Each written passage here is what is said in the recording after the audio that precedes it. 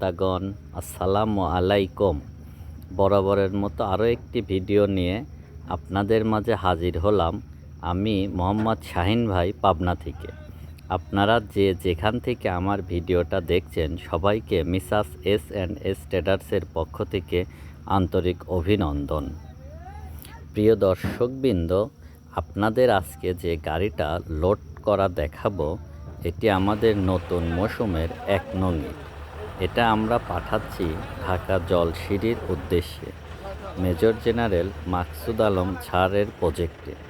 ছাড় শুরু থেকে আমাদের থেকে ইট নিচ্ছে। সম্পূর্ণ নিজ তত্ত্বাবধানে লেবার দিয়ে বেছে বেছে গাড়িটি লোডিংয়ের কাজ সম্পন্ন করানো হচ্ছে।